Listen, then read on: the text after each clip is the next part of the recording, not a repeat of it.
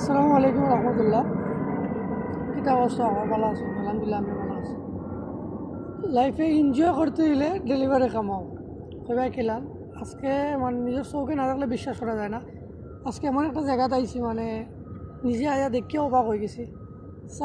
সাইডে সমুদ্র, মাঝখানও বানাইছে, তোমার আইসল্যান্ড বানাইছে নিজে ওরা বরাট করে, জায়গা বরাট করে সমুদ্র মাঝখানও আইসল্যান্ড বানাইছে। আইসল্যান্ড বানাইয়া বড় বড় হোটেল যেগুলো আছে এগুলা করছে। তো এখানে একটা হোটেলও লেগে আসলাম আমি অর্ডার।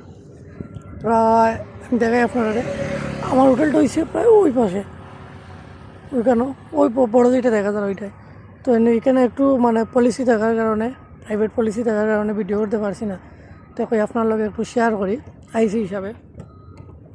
তো মানে দুবাই সৌন্দর্য সবাই দেখতে পারে না, সৌন্দর্য দেখতে হলে ডেলিভারি কাম করবে। টাকা রুজি করো না করো ডাজন্ট ম্যাটার করে না, বাট জায়গা দেখতে পারবা, সুন্দর সুন্দর জায়গা।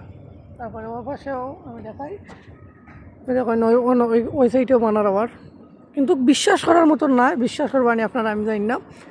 মানে সাইডে যে সমুদ্র প্রায় ধরুন 100 গিয়ার জমিন নিয়ে 100 গিয়ারের মতন আগে জায়গা নিয়ে রাউন্ডের মতো করিয়া মানে বড় বড় বিল্ডিং প্রপার্টিস বানার।